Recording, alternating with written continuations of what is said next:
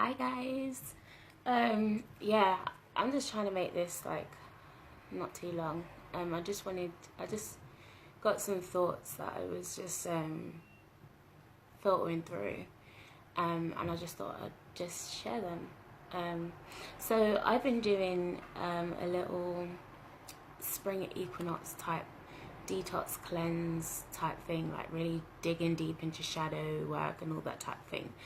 And I've been doing an exercise where I've been writing out.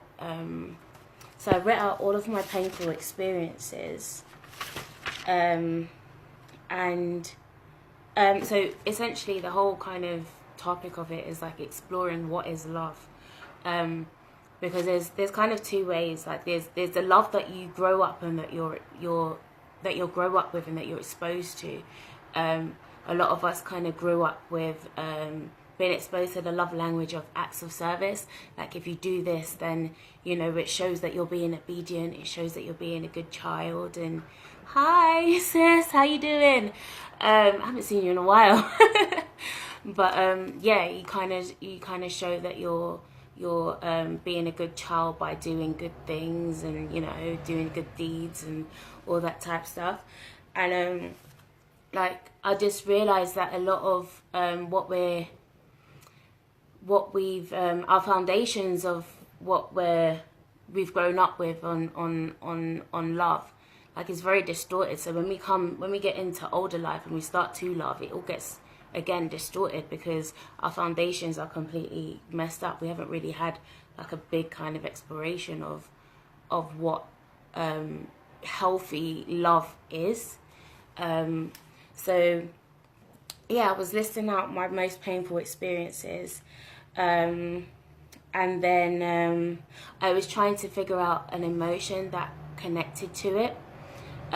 So I'd like circle the emotion of like all these different emotions, and I'm not going to go through them, but I did want to touch on this that I wrote, and I was kind of exploring the like sexual abuse and survivors of sexual abuse. Hi Carlos, how you doing?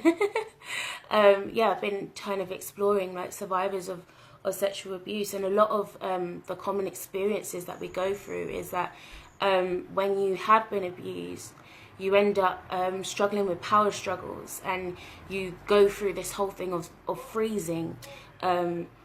You freeze in the act of when this whole thing is taking place, and you end up freezing later in life where you're having conversations and you feel like you don't have enough dominance to be able to express your truth, or you don't feel worthy enough to express your truth.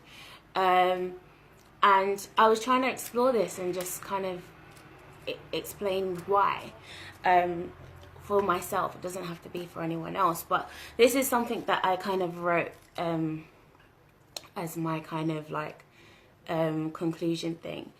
So I goes, from these memories, I realized that there's a lot of abandonment and vulnerability.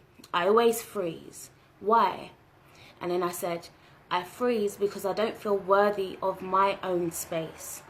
I give people the power to have more value than myself in these situations.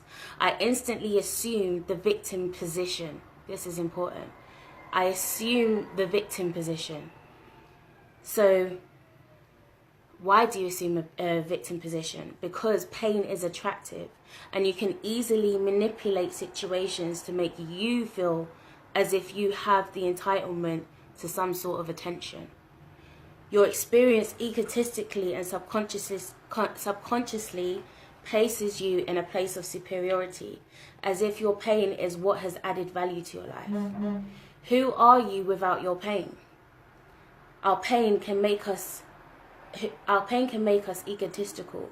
We're so quick to tell people we're a victim because it benefits us more.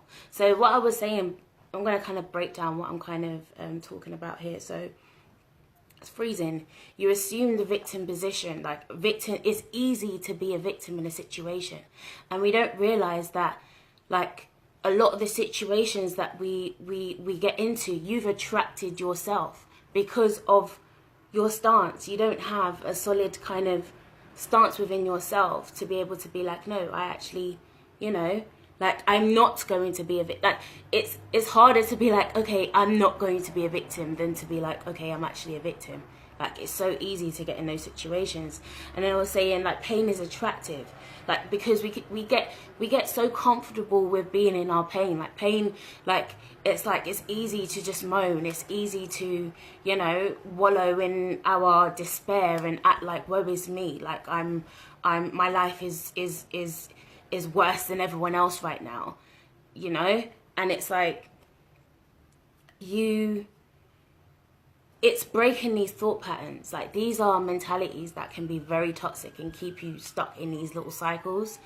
And yeah, when I was talking about you feeling entitled to some sort of attention, when you're speaking your experiences, when you're telling people about this is the pain that I've experienced, that this is what I've gone through, like you're getting validated. A lot of us have not been validated when we speak our truth, but when we speak truth that is actually like really, really painful and a lot of people can relate to us, there's a certain level of attention, and you know it starts to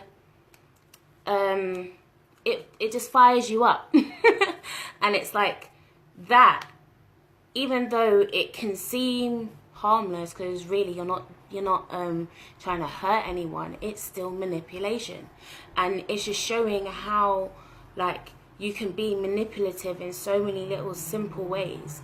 Like these are things that we have to like take account for. And then the last thing I was talking about is, who are you without your pain? Like our pain is what validates us. If you took away all your painful experiences, who are you? What is your purpose? What did you come here for? Did you come here to go through pain? Like, who are you? Like, these are things that we need to learn to separate, because we become so, these are little comfortable, you know, things that just don't really help us to move forward.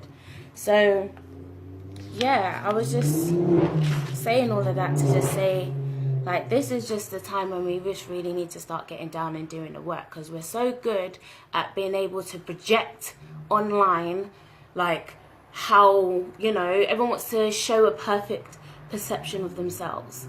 Like, you know, everyone's now a spiritual guru. Everyone's now doing self-development, but who's doing it behind closed doors? Like, it's not about doing it on Facebook, talking and all this stuff on Facebook, all these posts that we can, elaborate posts that we can create. Again, it's just drawing attention. It's just attention that we like.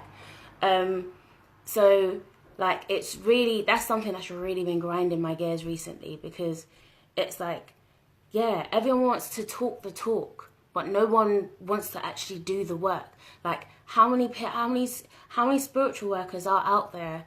Like, you're all day, you're doing work, you're doing spiritual work, but how much time do you actually leave for yourself to actually do your own work, to deal with your own shadows? You're so good at being able to tell people, oh, this is what's wrong in your life and but you can't see what's wrong in your own. You can't see your own shadows. You can't see your own negative, toxic traits, but you can see it in other people. Let's cut this out. It's very hypocritical.